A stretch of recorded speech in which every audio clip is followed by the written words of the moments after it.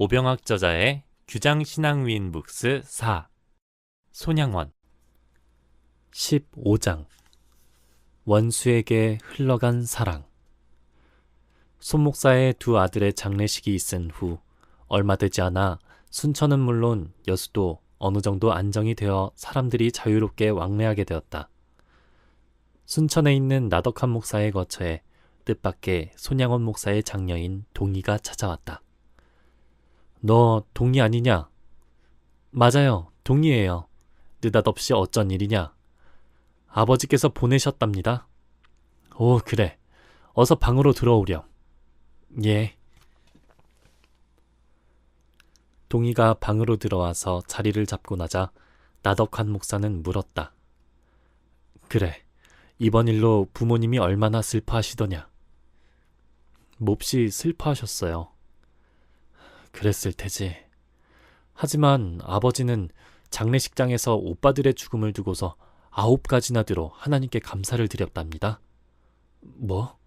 9가지나 하나님께 감사를 드려? 예, 그래. 무슨 감사를 그처럼 많이 드렸단 말이냐? 두 오빠를 순교자로 만들어주신 일, 오빠들이 죽어가는 순간까지도 원수들을 향해 전도한 일, 미국 유학보다도 천국으로 두 아들을 보내신 일, 그리고 잃어버린 두 아들 대신 자식들을 죽인 원수를 회개시켜 양자로 삼겠다는 마음을 주신 일이요. 뭐라고? 잠깐 멈추어라. 나덕한 목사는 몹시 놀라며 목청을 높여 물었다. 너 방금 아버지가 무슨 일을 감사했다고 했니? 아버지는 두 오빠를 죽인 자가 혹시 우리 군경들의 손에 붙잡혀 밝혀지면 그를 절대로 사형시키지 못하도록 만들고 그를 기어코 회개시켜 죽은 두 오빠 대신 양자를 삼겠대요. 아니, 그게 정말이냐? 나덕한 목사의 목소리는 떨리기까지 했다. 정말이에요. 오, 과연 손양원 목사님이시다. 나덕한 목사는 감격에 겨워 잠시 천정을 쳐다보았다. 사실은 이런 일을 아버지께서 나 목사님께 부탁하려고 저를 일부러 오늘 여기까지 보내셨답니다. 동희는 그처럼 말하면서 자기 호주머니 속에 깊이 간직해온 편지를 꺼내서 나 목사에게 건네주었다. 아니나 다를까 방금 전 들었던 말과 편지 내용은 조금도 다름이 없었다. 존경하는 나덕한 목사님께 제 결심을 딸 동희가 나 목사님께 잘 전해드릴 것입니다. 사실 이런 일은 잠깐 스쳐가는 감정에서 되어진 것이 아니라 성령님의 인도라고 믿고 있습니다. 혹 군경들의 손에 제 두 아들을 죽인 자가 잡히고 그 사실이 분명히 드러나면 부탁하오니 우선 나 목사님께서 그가 사형당하지 않도록 해주십시오. 그러면 뒷일은 모두 제가 결심한 대로 처리하겠습니다. 이런 결심은 추우라 해도 조금도 변함이 없을 것입니다. 애양원에서 손양원 드림. 편지를 읽은 나 목사는 멸망할 수밖에 없는 불쌍한 인류를 살리시려고 독생자 예수 그리스도를 이 땅에 보내주셔서 죽게 하셨던 하나님의 그 크신 사랑, 그리고 하나님의 명령을 그대로 순종하려고 모리아 산 위에서 외아들 이삭을 제물로 바치고자 했던 아브라함의 위대한 신앙과 그 결단을 떠올렸다. 이런 사랑과 결단의 정신이 아니고서야 어떻게 자식을 죽인 자를 양자로 삼겠다고 나설 수 있겠는가? 그래서 나덕한 목사 역시 같은 결심을 하지 않을 수 없었다. 이처럼 위대한 사명을 받은 내가 어찌 가만히 앉아있을 수 있으랴. 아니, 내가 가만히 있다가 이런 거룩한 일을 이룩하지 못하고 만다면 그 벌이 얼마나 클까? 일의 성취 여부는 하나님의 섭리에 달려있으니 나는 나에게 주어진 책임을 다해야 하지 않겠는가? 이런 마음을 다지고 나자 나 목사의 마음에도 알 수 없는 기쁨이 차올랐다. 이튿날 정오 무렵이었다. 밖에서 인기척이 나자 나덕한 목사가 물었다. 누구냐? 예, 아버지, 재민입니다. 그래. 어서 들어오렴. 재민은 나덕한 목사의 아들로 죽은 동신과 절친한 친구이기도 했다. 재민은 약간 숨을 몰아쉬면서 말했다. 아버지, 정말 놀라운 소식입니다. 놀라운 소식이라니. 동인이와 동신 형제를 죽인 자가 잡혔답니다. 아니, 그게 정말이냐? 학생연맹에서 조서를 만든 다음 곧 군부대에 넘긴다고 해요. 어이쿠, 이게 정말 하나님의 섭리가 아니고 뭐란 말이냐? 나덕한 목사는 벌떡 일어나 나면서 말했다. 우선 함께 나가보자꾸나. 재민을 앞세운 나덕한 목사는 먼저 조선은행 곁에 있는 학생연맹 사무실로 갔다. 도착해보니 학생연맹 학생들이 붙잡힌 자를 심하게 구타한 듯 보였고, 그 곁에서 그의 어머니로 보이는 50살쯤 되어 보이는 부인은 상처난 아들을 끌어안고 하염없이 흐느껴 울고 있었다. 이때는 국군이 시내를 장악하고 있었지만 미처 손이 미치지 못해서 체포된 폭도들을 대한청년단, 학생연맹, 경찰서 등지에서 취급하여 그들의 범죄가 드러나는 대로 군사재판에 넘겼다. 그동안 문초가 다 끝나지 않았는지 학생연맹 간부는 그를 향해 계속 추궁하고 있었다. 그러니까 네가 직접 동인과 동신을 총살하지 않았다, 그 말이지?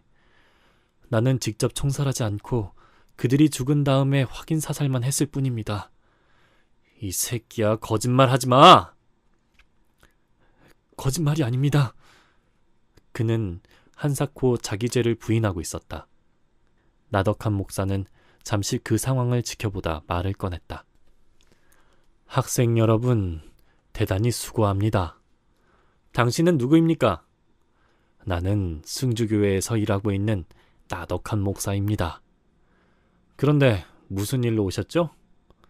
사실은 이번에 피살당한 동인과 동신의 아버지가 손양원 목사님이라는 분인데 그분의 간절한 부탁이 있어서 이처럼 찾아왔습니다. 부탁이라뇨? 자기 아들들을 누가 죽였든지 간에 절대로 그를 처형시키지 말아달라는 것이지요. 여보셔 목사님, 지금이 어떤 판국인데 그런 말을 합니까? 어서 나가요. 괜히 나까지 오해받게 되니까. 학생연맹 간부는 한마디로 거절했다.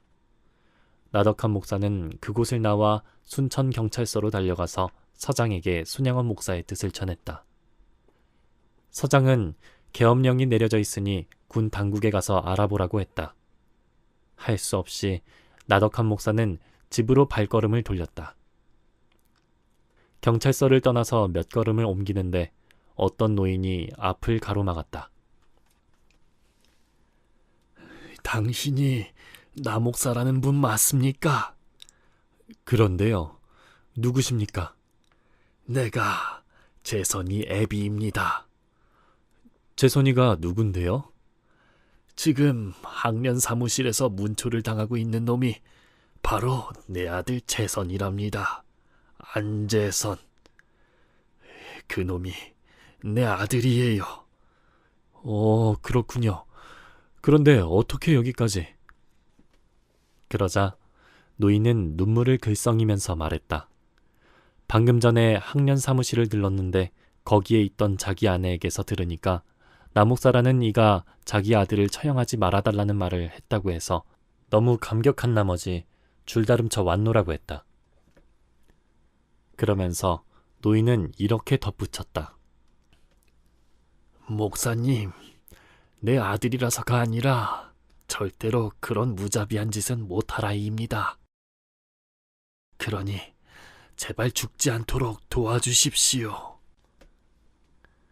나덕한 목사는 우선 두 사람의 기도가 필요하다고 생각되어 예배당까지 함께 왔다. 스데반의 순교를 통하여 사울을 바울로 만드신 하나님 아버지시여. 나 목사의 기도는 애절하게 시작되었다. 이 노인의 아들이 불쌍하기도 하지만 무엇보다도 손 목사님의 소원과 결심을 이루어야 하겠고 이 일을 통해서 하나님께서 영광을 받으셔야 하지 않겠습니까? 그러나 아무래도 인간의 힘으로는 어떻게 할 수가 없는 일이옵니다. 그러니 이 일을 주선하려고 나서는 저에게 하나님께서 큰 능력을 입혀주시고 제 말을 듣는 자들을 감화시켜서 기필코 이 숭고한 당신의 뜻을 이루게 하소서. 오 아버지 하나님이여, 전쟁이 핥히고 간 삭막한 이 땅에 놀라운 기적이 일어나야 하겠습니다. 이 일이 반드시 이루어지도록 섭리하여 주소서. 나덕한 목사와 노인이 기도를 마치고 예배당을 나오자 마침 그동안 안재선의 상황을 지켜보고 있던 재민이 달려와서 알려주었다.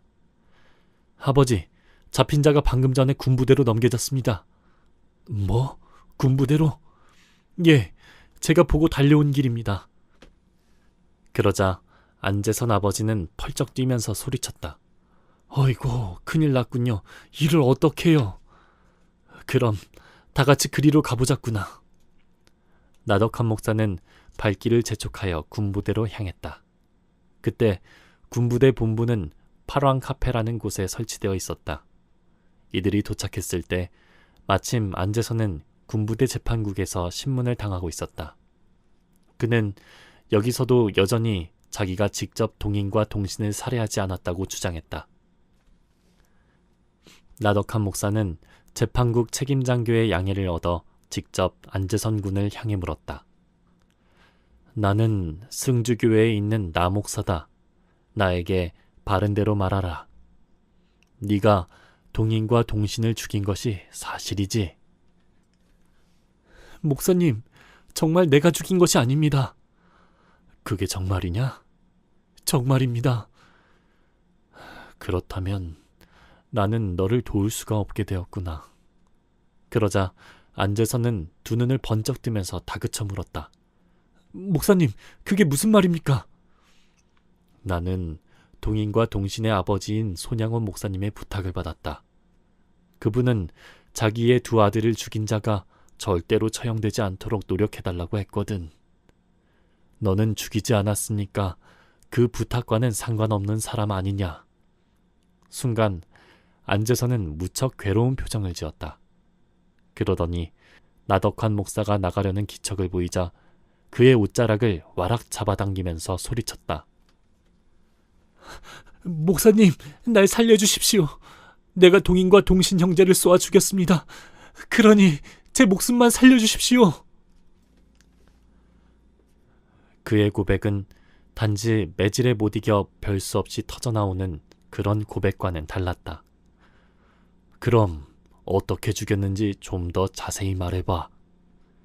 형제를 향해서 5명이 함께 사격을 했는데 누구의 총탄에 맞아 죽었는지는 분명치 않으나 이미 쓰러진 시체를 향해 내가 확인 사살까지 한 것은 분명합니다. 학생연맹에서 따라온 사람들은 물론 군사재판 관계자들도 그 고백을 듣고서 놀라지 않을 수 없었다. 네가 사실을 고백한 것을 보니 나도 너를 살려보고 싶은 마음이 솟구치는구나. 이제 너는 살고 죽는 것을 두려워하지 말고 먼저 하나님께서 너를 용서하신 것을 감사하고 손양원 목사님께도 감사의 마음을 가지거라.